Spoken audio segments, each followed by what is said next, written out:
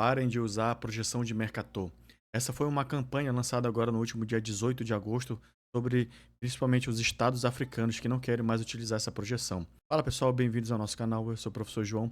No vídeo de hoje nós vamos falar sobre a projeção de Mercator e uma campanha que os estados africanos agora estão adotando, que se chama Corrija o Mapa, que é justamente a utilização equivocada da projeção do Mercator aí durante muito tempo e os seus problemas advindos dela, né? Para quem não sabe o que é a projeção de Mercator, né? A projeção de Mercator, ela foi feita aí mais ou menos no século XVI, tá? Pelo Mercator, e ela trata de mostrar, né, a projeção dos continentes dentro da distribuição territorial, e ela traz muitas distorções, tá? Por exemplo, ela vai trazer distorções principalmente ali da Groenlândia. Ela mostra a Groenlândia muito maior do que na verdade ela é, ou seja, ela tem uma distorção grande nas regiões de altas latitudes, tá? E o continente africano, nessa projeção do mapa mundi, ele acaba aparecendo muito menor do que é. Ou seja, acabou prejudicando muito e ficou meio que introjetado na nossa mente essa projeção que mostra meio que a centralidade do continente europeu, não é isso? Essa projeção ela é muito boa para a navegação, porém ela não mostra a realidade geográfica e territorial dos continentes de uma forma bem distribuída. A que melhor representa é a projeção cartográfica do Winkel Triple, tá? É a melhor projeção. Mas, para os estados africanos, eles acreditam que isso é muito mais do que simplesmente uma questão cartográfica, é uma questão também social, histórica e cultural, como foi mostrado o continente africano. E aí, se a gente for parar para pensar, realmente as projeções têm esse poder de mostrar determinada face da realidade que quer ser feita. Tanto é que o IBGE recentemente agora utilizou, né, uma projeção cartográfica elaborada pelo próprio IBGE do Brasil, que mostra o Brasil no centro do planeta. Veja, a cartografia, sim, ela tem um papel geográfico muito importante, mas também ela pode ter um conteúdo geopolítico por trás dela. E aí, a campanha, né, dos estados africanos passa por isso, de fazer, não de apagar a ideia do mapa mundi, porque a gente sabe que foi muito utilizado, talvez a projeção mais utilizada nas escolas, tanto no ensino fundamental quanto no ensino médio, mas que é preciso ser repensado novas formas de projeção cartográfica que mostrem muito melhor o tamanho do realmente e a grandeza do continente africano. Eu acho que seria essa a ideia. Mostrar para o resto do mundo que o continente africano realmente é gigantesco. Além disso, o continente africano tem uma diversidade geográfica, cultural, de línguas, né, de histórias, de povos muito diferentes, né, que a gente acaba julgando de forma preconceituosa apenas pela cor da pele. Na verdade, existem, né, formatos diferentes de como a história desses povos foi construída. Por exemplo, o norte da África é muito diferente do sul da África, né? Temos a história do Egito, que é riquíssima, mas que é completamente diferente da história de um Moçambique, é isso? De uma Angola, até da Eritreia ou da Etiópia, são países que têm uma configuração histórica e social completamente diferente. Então, quando os estados africanos buscam essa nova forma de se pensar as projeções cartográficas, eu acho que eles estão pensando por aí. Eu acho que isso é totalmente válido, porque a gente sabe que os países desenvolvidos, principalmente a Europa, né? Vamos pegar aí a Europa Ocidental, juntamente com Estados Unidos, Canadá e outros países desenvolvidos, eles querem assumir um protagonismo. E lembra que esse protagonismo ele também ele é cultural, ele é epistemológico.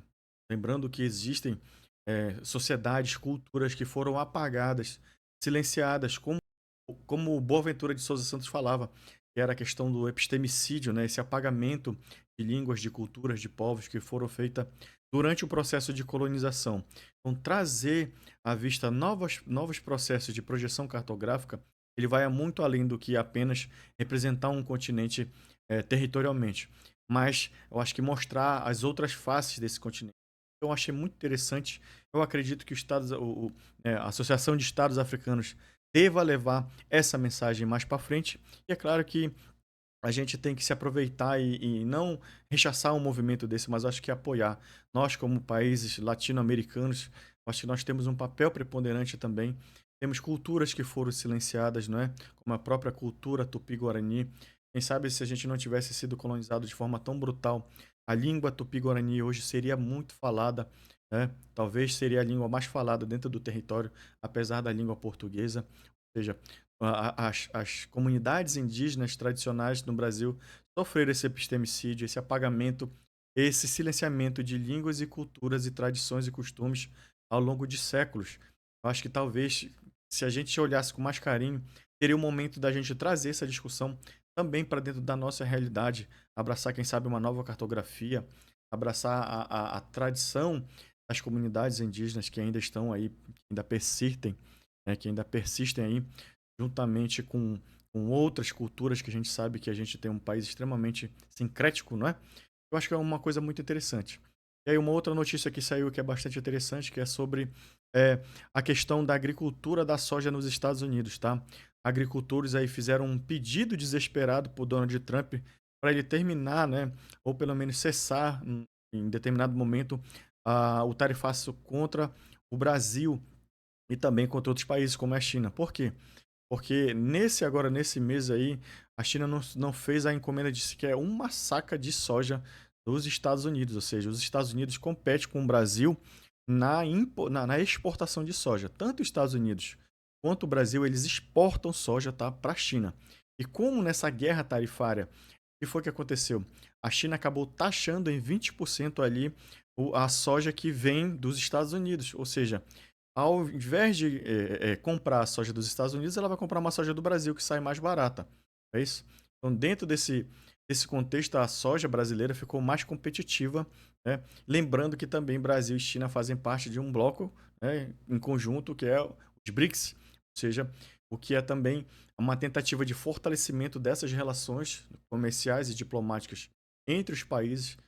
Lembrando que ainda tem a China, tem a Rússia e outros países, mas Brasil, Rússia, Índia e China com certeza são os protagonistas dentro do BRICS.